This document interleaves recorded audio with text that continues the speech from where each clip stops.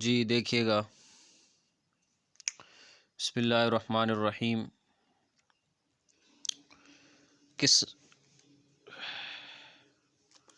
دیکھیے گا جی، قصۃ الحضارہ یہ ہم پڑھ چکے ہیں، ولد ورانت کی ہے، مجمع الامثال میدانی کی ہے، لسان العرب ابن منظور افریقی کی ہے۔ کتابیں اس میں آسان ہی آ رہی ہیں، ساری آپ نے پڑھ لی ہیں۔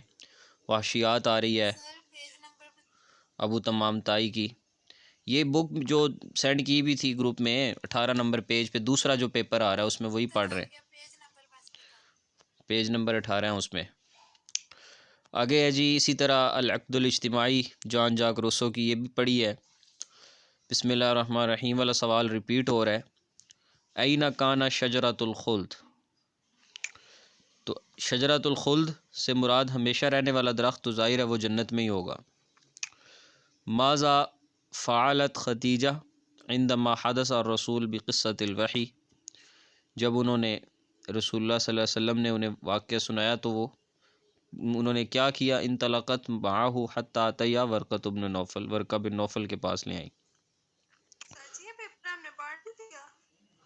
یہ دوسرا پیپر ہم نے پڑھ لیا تھا، کتنے پڑھے تھے؟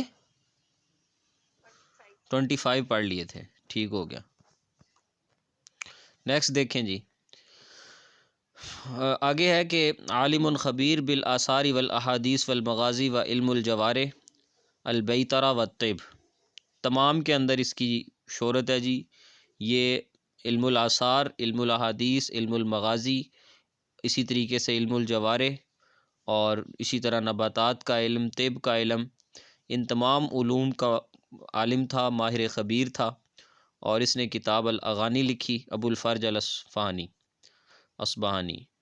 تو کتاب الاغانی کا میں نے بتایا تھا کہ اس میں اس نے جو ہے وہ تقریباً 50,000 سے کے قریب مختلف زبانوں کے جو شاعری کی جو سوریں ہیں اس کا اس نے اندازہ لگایا ہے۔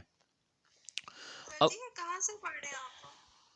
26 سے، دوسرے پیپر میں 20 نمبر پیج پہ۔ اس کے بعد ہے کہ جی وہ پہلا جغرافیائی کہ رسم خریطۃ سلیمہ للعالم، جس نے دنیا کا ایک صحیح سالم نقشہ بنایا، اور اسی کو یوز کرتے ہوئے یورپی لوگ جو ہے انہوں نے بہت ساری جو ہے وہ نئی نئی ایجادات کی اور نئے نئے علاقے دریافت کیے۔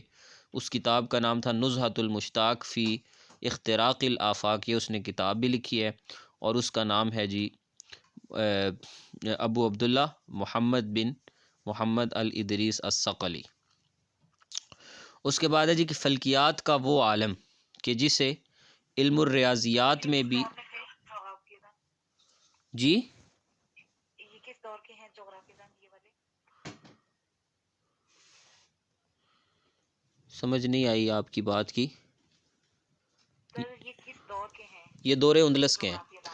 آگے دیکھیں جی، اس کے بعد ہے کہ وہ فلکیات کا وہ عالم کہ جو ریاضیات کا بڑا امام بھی مانا جاتا ہے، اور اس نے سب سے پہلے من وضع نسبۃ المثلثیہ، اس کا یعنی جو مثلث کا جو ایک خاص اس کا جو دائرہ ہے، اس کا جو دل ہے، وہ اس نے بنایا اور اس کا استعمال کیا، اور اس نے کتاب لکھی ہے الکامل کے نام سے، جو کہ ستاروں کی حرکات کے بارے میں ہے، اور اس کا نام ہے ابو الوفا محمد بن یحییٰ بوزجانی۔ اس کے بعد ہے جی کہ فلسفی بھی ہے، ریاضی دان بھی ہے، فلکیات کا ماہر بھی ہے، اور موسوعی ہے۔ موسوعی کا مطلب ادب کا بھی ماہر ہے، اور اس نے مؤلف ہے وہ صنع الزجاج و لونہ، شیشے کو بنانا، اور اسی طرح اس کے مختلف کلر، بطریقۃ تشبہی طریقۃ سودا، طریقۃ سودا کیا لکھا ہوا؟ لصنع الزجاج، یعنی کہ شیشے کے بنانے کی مہارتوں سے وہ واقف تھا، اور اس نے 180 سے زائد کتابیں مختلف علوم میں لکھی ہیں، جس میں الآثار الباقیہ فی القرون الخالیہ یہ بھی اسی نے لکھی ہے۔ وہ کون تھا؟ تو وہ البیرونی تھا۔ اس کے بعد ہے جی کہ وہ عالم کہ جو مختلف علوم کا ماہر تھا، اور اسی طرح اس نے بہت ساری فروعات اور اس کی اصطلاحات میں کام کیا، اور ایک بڑی موجم جو ہے وہ اس نے تشکیل دی، اس کا نام تھا کشاف و اصطلاحات الفنون، اور اس کا نام تھا محمد اعلیٰ التھانوی۔ ایک بڑا طبیب جس کو فلسفی بھی مانا جاتا ہے، اور وہ پہلا شخص ہے کہ جس نے بنیاد ڈالی تھی التفاضل و تکامل کی، حساب کے اندر قانون کی، اور اس نے کتاب لکھی ہے الذخیرہ فی علم الطب، اس کا نام ہے ثابت بن قرہ الخرابی۔ اور ایک کیمسٹ ہے، فلسفی بھی ہے، اور اس صوفی بھی لوگ اس کو صوفیت سے بھی جانتے ہیں، اور یہ جس نے سب سے پہلے استخرج حامض کبریتک و سماہ زیت الزاج، مختلف یعنی جو اس نے بنائے تھے کیمیکل ایجاد کیے، اور اسی طریقے سے اس نے سونے کے پانی کے حوالے سے بھی اس نے ایک شوشہ چھوڑا تھا، لیکن اس کی حقیقت کوئی نہیں تھی، تو وہ جابر بن حیان کوفی تھا۔ اسی طرح ایک فلسفی اور ادیب بصرہ کا جو کتاب اپنی الحیوان سے مشہور ہوا اور اس پر کتابیں گریں اور وہ مر گیا، وہ ابو عثمان عمر بن بحر الجاحظ ہے۔ ایک اور طبیب تھا جی ہارون الرشید کے دور کا، اور اس کے رفقا میں سے تھا، اس نے کتاب لکھی تھی المدخل الی صناعۃ المنطق، اس کا نام تھا جبرائیل بن بختشو، اور یہ جو 4 بڑے ٹرانسلیٹر تھے نا مامون کی اس اکیڈمی کے، اس میں ایک یہ بھی تھا جبرائیل بن بختشو۔ اس کے بعد ہے جی کہ ایک اور حکیم اور ریاضی دان اور فلکیات کا ماہر، اس کی تصانیف میں الابعاد والاجرام ہے اور مفتاح الحساب ہے، اس کا نام تھا جمشید بن مسعود۔ اور من هو العالم الذي اکتشف قانون الجاذبیہ، قانون جاذبیت جو بصریات سے ریلیٹڈ ہے کش ثقل کے حوالے سے، وہ اسحاق نیوٹن تھا۔ سادس الائمہ الاثنا عشریہ، ٹھیک ہے جی، شیعوں کے 12 امام ہیں، اس کا 6واں امام، اور اسی طریقے سے بڑے تابعین میں اس کا شمار ہوتا ہے، اور اسی طرح امام ابو حنیفہ کے وہ استادوں میں بھی ان کا شمار ہوتا ہے، اور امام مالک کے بھی۔ وہ کون ہیں؟ وہ امام جعفر صادق ہیں۔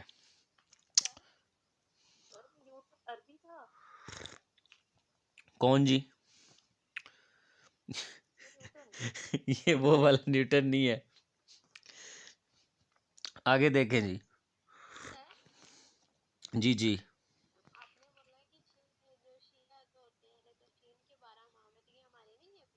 ہمارے بھی امام ہیں۔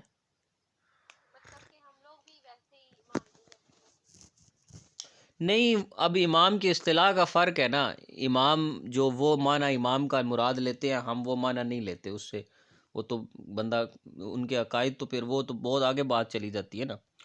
وہ امامت کو رسالت سے افضل مانتے ہیں، ان کے جو بڑے ائمہ ہیں انہوں نے لکھا ہے کہ امامت جو ہے وہ رسالت سے افضل ہے، کہ جو امام ہوگا امامت کے درجے پہ فائز ہو جائے گا تو وہ رسول سے بھی افضل ہو جاتا ہے، بعض اوقات وہ خدا سے بھی افضل ہو جاتا ہے۔ یہ جو امام خمینی ہیں انہوں نے خود لکھا ہے باقاعدہ طور پہ کہ وہ بعض مراتب اس کو ایسے ملتے ہیں کہ وہ خدا تک پہنچ جاتا ہے، یہی وجہ ہے کہ وہ حضرت علی کو خدا تک پہنچا دیتے ہیں، اور یہ اثنا عشریوں کے ہی عقائد میں شامل ہے یہ بات۔ تو اس لحاظ سے یہ ہے کہ وہ پھر ہمارے ہاں ائمہ کا جو امام کا جو تصور ہے وہ اور ہے، اور ان کے ہاں امام کا تصور اور ہے، تو اس وجہ سے ہاں جی، اس وجہ سے وہ بات اور طرف نکل جائے گی، آپ چلنے دیں اس کو۔ آگے دیکھیں جی، آگے ہے کہ ایک لغوی سائنسدان بھی ہے، اسلامی سائنسدان ہے، اور اس نے اڑنے کی کوشش کی، پر بنائے لکڑی کے، پھر ان کو ایک بڑی رسی سے باندھا، ایک بڑی جگہ پر چڑھا، اور وہاں سے اس نے ہوا میں لٹکنے کی کوشش کی، تجربہ اس کا ناکام ہوا، زمین پہ گرا، مر گیا۔ تو وہ کون تھا جی؟ عباس بن فرناس تھا۔ اس کے بعد ہے جی کہ ایک اور طبیب ہے، عربی طبیب، اور وہ رسول اللہ صلی اللہ علیہ وسلم، حضرت ابوبکر صدیق کا زمانہ، حضرت عمر کا، عثمان کا، علی کا، حضرت معاویہ کا زمانہ اس نے پایا ہے، اور اس کو اطب العرب کہا جاتا ہے، اور اس کے نزدیک بھوکا رہنا سب بیماریوں کا علاج تھا۔ تو وہ کون تھا جی؟ حارث بن کلدہ الثقفی تھا، آئی تھنک یہ بنو ثقیف سے تھا۔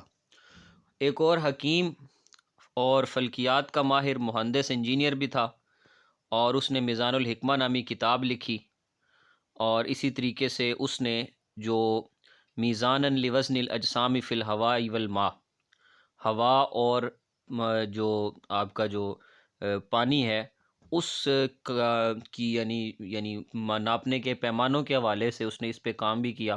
اس کا نام تھا عبد الرحمن الخازنی. تو یہ یہاں تک ان شخصیات تھیں، یہ بہت اہم ہیں، اور آپ کوشش کریں کہ ان کو نا، یہ میں نے بلکہ اس کا ٹیسٹ لینے ہیں، یہ جتنے ٹیسٹ آ رہے ہیں نا سارے کروانے ہیں. اس کے بعد ہے جی یہاں پر اس نے ایک شعر دیا ہے یزید بن سوید الغوانی کا، کہ لا تدعونی بعدها ان دعوتنی یزید الغوانی ودعنی للفوارس. ودعنی یہ دعنی نہیں ہے، یہ ودعنی ہے، للفوارس. تو یہ شعر کس کا ہے جی؟ یزید بن سوید کا. اس کے بعد سالبی شاعر بھی ہے، مؤلف بھی ہے، اور اس کو سالبی کیوں کہا جاتا ہے؟ نسبۃ الی خیاطہ تو جلود الثعالب. ٹھیک ہے جی، لومڑیوں کی جلد سے وہ مختلف طرح کے بناتا ہوگا سردیوں کے لباس. ٹھیک ہے جی، تو اس وجہ سے اس کو سالبی کہا جاتا ہے. آگے ہے جی الطلیق. یہ ایک اندلس کے ایک شاعر کا لقب ہے جس کا نام مروان بن عبد الرحمن تھا. آگے ہے جی کہ اسماعیل بن قاسم، جس کو ابو العطاہیہ کہتے ہیں، اس کا لقب جرار ہے. جرار کیوں ہے؟ کیونکہ وہ گڑے بیچتا تھا. عائز القلب، یہ ایک عباسی شاعر کا لقب ہے جس کا نام ہے مصعب بن عبداللہ زبیری. اور آگے ہے کہ حتیہ، جس کا اصل نام جرول بن اوس ہے، یا بعض اس کا جرول بن اوس بھی پڑھتے ہیں لیکن جرول زیادہ مناسب ہے. اور یہ مخزرمی شاعر ہے، اور اس کا دوسرا لقب جو ہے وہ الجرو بھی ہے. العجاج، یہ بھی ایک اسلامی شاعر کا لقب ہے، اس کا اصل نام تھا عبید اللہ بن روبہ التمیمی.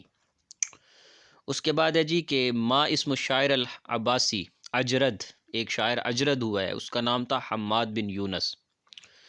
لماذا لقب عروۃ بن الورد بعروۃ الصعالیق، اسے صعالیق کیوں کہا جاتا ہے؟ لقیامہ بامر صعالیق اذا خافقوا فی غزواتہم، ہونا ہے غزوالاتہم اس نے لکھا ہوا ہے، یعنی یہ ہے کہ لقیامہ بامر صعالیق. ٹھیک ہے جی، صعالیق جیسے کام کرنے، ان کے ساتھ قیام کرنے. میں نے بتایا تھا فقیر شعراء جو یعنی الگ تھلگ رہے. اور اسی طریقے سے اذا خافقوا فی غزواتہم، اس جملے کی مجھے سمجھ نہیں آئی، تو بہرکیف یہ ہے کہ ان کی وجہ سے اس کو بھی عروۃ بن الورد کا جو نام ہے وہ عروۃ الصعالیق پڑ گیا، ان لوگوں کے ساتھ رہنے کی وجہ سے. تو یہ ٹیسٹ اس میں آپ شامل کر لیں گے؟ کر لیں اس میں شامل؟ کیوں؟ 100 وہ ہیں، 50 یہ لگا لیں، 150 ہو جائے گا.